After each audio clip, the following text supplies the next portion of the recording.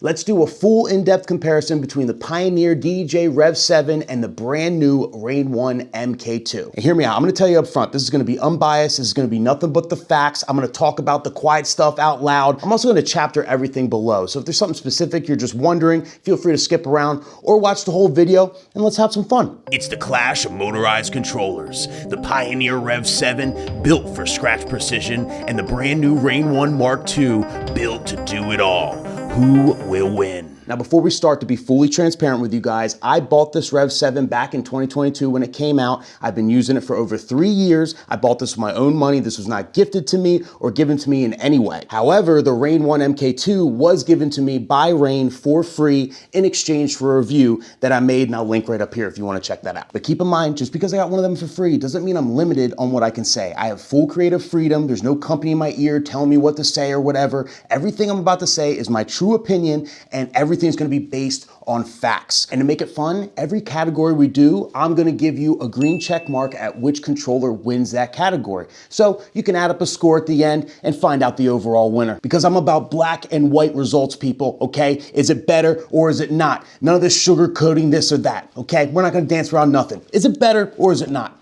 So let's start with colors. The Rane One MK2 only comes in white stock, and then the REV7 comes in black, or they have a special edition black and gold you can get. So there's 2 options on the REV7 and 1 option on the Rane One, but kind of irrelevant. You could put a skin on anything, just like I did with my REV7. As you could see, I kind of dressed mine up to look like one of those special edition S11s. Totally, they don't make that. I got the skin from 12-inch Skins, shout to them. So overall, if you're a stock person, you don't like doing skins or anything like that, those are your options. Otherwise, you can do whatever you want, obviously. Now in terms of layout, they both have completely different layouts, the Rane being a more traditional layout with the pads underneath the Platter and then the pitch faders to the right of the Platter here. Now the REV7 has a battle style layout, and it is the only motorized controller to date with this layout. I don't know why Rane won't make one, it's not patented, they could do it at any time, but anyway, the battle style means that the pads are in the middle, the mixer section is kind of set up like a battle style mixer, like an S7 or an S11 or a Rane 72, and then your pitch faders are going to be located on top. It's basically meant to resemble a battle style turntable setup. Now let's briefly talk about the back of these bad boys as I'm standing on my knees, okay? We're going to talk about the ports. So they're both professional controllers, so they're both going to have all your standard ports and whatnot, but there's 2 very major differences. The first one is going to be the booth out, okay? The booth out in the Rane is going to be dual XLR, while the REV7 has dual 1/4 inch. If you ask me, dual XLR is way better.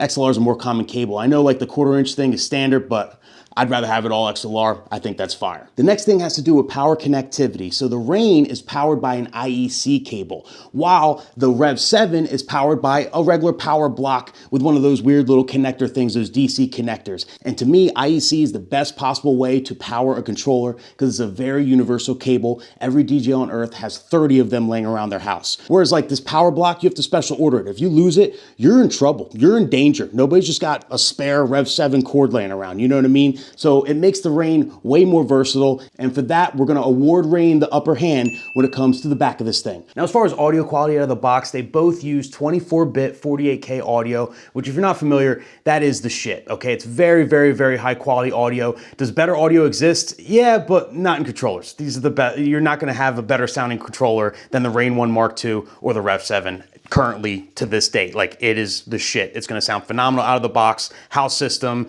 main rig for your wedding, whatever. It's gonna sound great. When it comes to microphone, the Rane definitely wins this one, and I'm gonna explain why. Each controller has 2 mic inputs, but the Rane has 2 1/4 inch XLR combo jacks for each mic, whereas the Pioneer just has that for mic 1, and the mic 2 is just a 1/4 inch jack. They both have individual volume controls for each mic, but that's kind of where it ends because the Rane has individual EQs for each mic, whereas the Pioneer does not. It's a blanket EQ for both mics. Same thing with the switch. The Rane has an on-off switch for each mic, while the Pioneer has an on-off switch for both mics at the same time. And if you're a DJ that likes effects on your mic, they both have echo, but Rane adds reverb, and it also has a dedicated button that turns off the effects. So if you're gonna hand it off for a toast or something like that, you can turn off the effects without messing with the parameters that you set ahead of time. Whereas Pioneer, it has an echo knob where you can adjust the echo on it, but that's your on-off too. So you have to turn it all the way off and then readjust it and kind of remember where you were on, on the clock. Was I at 1 o'clock? Was I at 12 o'clock or whatever? So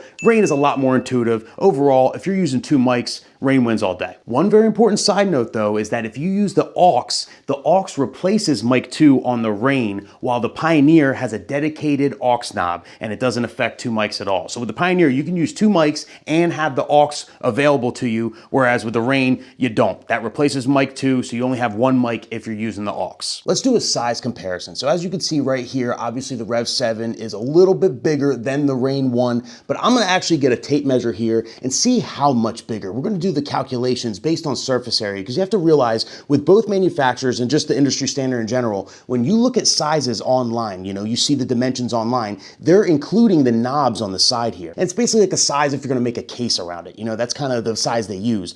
I'm gonna measure the actual surface area of the controller so you know how much room you have to work with either. So let's break that down now. The Rane measures in at 26.5 inches horizontally and 12.5 inches vertically, giving it a total surface area of 2.3 square feet. The REV7 comes in at 28.8 inches horizontally and 14.25 inch vertically, giving it a total surface area of 2.85 square feet. With a difference of 0.55 square feet, this makes the REV7 have a 24% larger footprint than the Rane 1 Mark II. Let's be honest, a total surface area isn't really a good measurement because these controllers have completely different layouts. So let's do exact measurements of the mixer sections and the platter sections and compare the two. The REV7's mixer section is coming in at 10 inches horizontally and 14.25 inches vertically, while the Rane 1 Mark II is 5.25 inches horizontally and 12.5 inches vertically. Multiplying those measurements shows that the REV7's mixer section is about 117% larger, more than double than the Rane 1 Mark II. The Rane 1's platter section comes in at 10.5 inches horizontally and 12.5 inches vertically, while the REV7's platter section is 9.25 inches horizontally and 14.25 inches vertically. Doing the math here shows that the surface area of the platter sections of each controller are virtually identical, only a difference of about a ½ inch in favor of the REV7. So overall, if we're talking about real estate or footprint or room to work or whatever you want to call it, the REV7 absolutely blows away the Rane 1. Not only does it have a 24% overall larger footprint, 107% bigger mixer in the middle means that your EQs, all your buttons are going to be more spread out and you're going to have more room to work. You're not going to be hitting the wrong buttons. Whereas when I use the Rane 1, I feel it's very, very cramped and it's something you really have to get used to because at first it's just everything's too close together. It's really tough, especially if you got fat fingers like me. And again, I got the Rane 1 for free and I paid for the REV7. So tell me again I'm biased. When it comes to crossfaders, the REV7 has the tension adjustable Magville Fader Pro, while the 1 Mark II has the tension adjustable Mag 4 XF. Both are phenomenal faders. Both are very sharp with the cuts. They actually updated the algorithm on the Rane fader to make it even sharper. And I don't know, it's personal preference. I think they're both amazing. If I had to choose one or the other, I'd probably lean towards the Rane. For the first time in a long time, I really like the fader on this thing. The only downfall of the Rane is the tension adjustment is underneath. So you actually have to physically screw off the top plate to adjust the tension, whereas the REV7 has the tension adjustment as a knob right in front of the controller. Now when it comes to upfaders, the REV7 just has your standard upfaders. You can't adjust the curve and reverse them, of course, but there's no tension adjustment whatsoever, whereas the Rane 1 Mark II has precision feel upfaders that are tension adjustable the same way the crossfader is, and they feel amazing. So if you're an upfader scratcher, the Rane's for you. Now let's talk platters. So the Rane has a 7.2 inch motorized platter, very, very well made, good construction, feels a lot like a turntable, and it's set up kind of like a turntable. It includes a slip mat, but obviously you can use your own slip mat here. And then basically you have this disc that has this little connector thing. You push the button in, you hold the nipple here and turn it around until it clicks into place, and now you're good to go. Now let's say you want a little more slip though. You want it to be a little more loose. Well, they include 4 washers, and this is how they work. You can use 1 or 2, and basically you put them right here in the center, and then you put your slip mat in and your disc in like normal. Hold it here, let it click, and now you're gonna have tons of slip. So you can use 2 washers for the maximum amount of slip, 1 for a little more, or none to keep it a little tighter based on your personal preference. Now overall, I think this is a phenomenal platter. It's really well made. It's very, very accurate. My only gripe Doesn't have to do with the build quality, it's really just the design, because when I'm scratching with my right hand on the opposite side, my pinky tends to hit this middle part and can get kind of annoying over the course of a long party. But beyond that, it's a great platter. I love how it automatically includes the line here too. And the new platters versus the MK1, they actually have a more vinyl feel, in my opinion, than the original one. So this is a completely different kind of feel on top. This texture is way different with the Mark II. Now the REV7 has 7-inch platters, but as you can see, it's a completely different design with the screen in the middle. Now the screen has a lot of utility. Right now it's in the waveform mode, so you can see all the different waveforms as you're playing it. It'll show your key, it'll show the BPM, your loop settings, and also where you're at,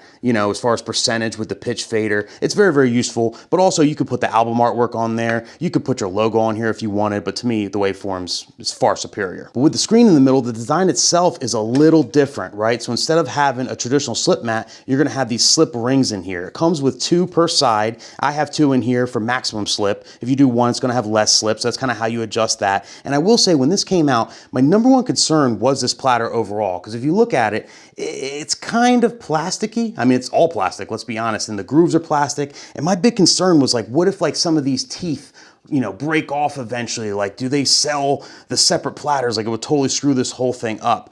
But I've had this for over 3 years, okay?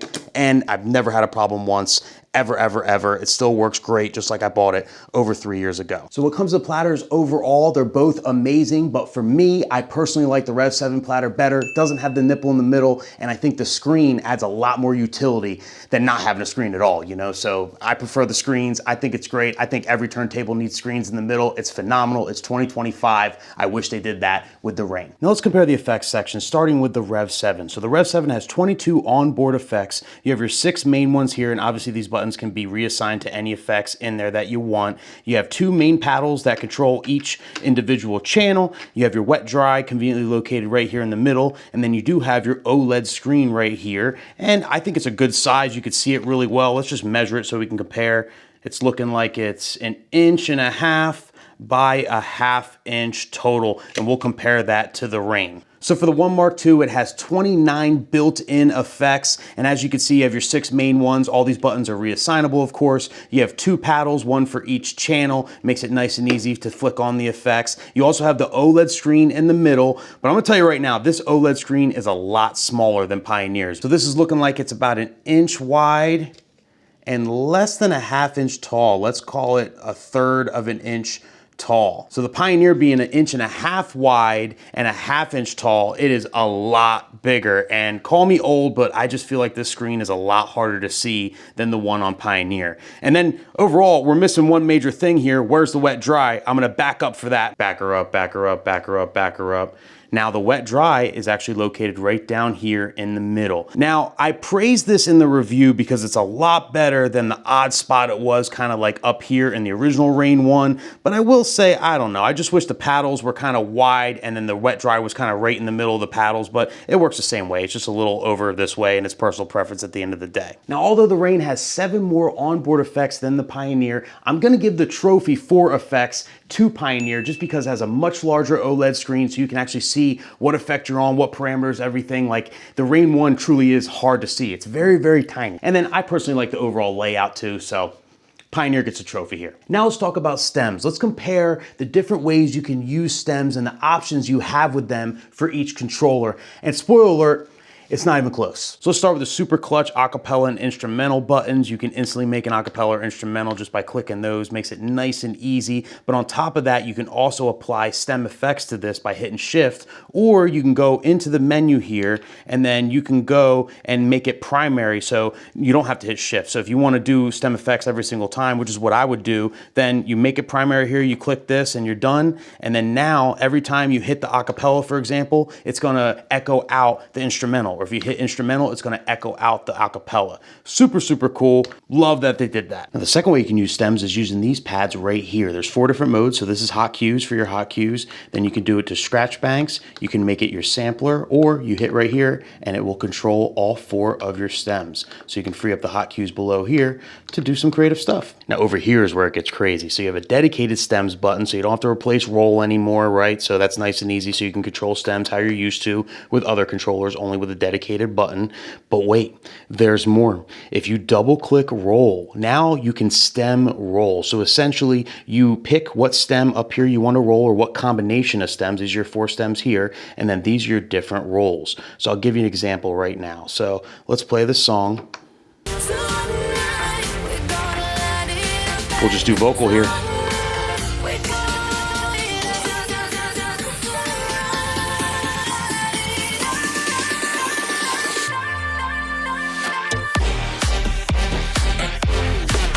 Pretty cool, pretty creative stuff you could do with that. But wait, there's even more. Now, if you double click the stems button here, you can actually apply stem effects to any stem or any combination of stems. So same thing, this is your 4 stems up here. And let's say you wanna have just the drums and the vocals echo out. Well, then now you have the drums and the vocals here selected, and then you could just echo them out like this, and it's nice and easy. And any other combination. So like, instead of just being limited on whatever Serato gives you as far as stem effects, you can apply any of those effects to any combination of stems right here. And then finally, right here in the middle, you also have your stem EQs. You can activate it by hitting shift and pressing one of the Q buttons for either side, and then that's going to replace your low EQ with your drums, your mid EQ with your melody and bass, and your high EQ here with the vocals. So instead of just on and off with the stems, you can actually dial them in using a knob, which is super, super clutch. Now, if we compare the REV7, you're very limited with stems, but that's also because this came out in January 2022 before stems was available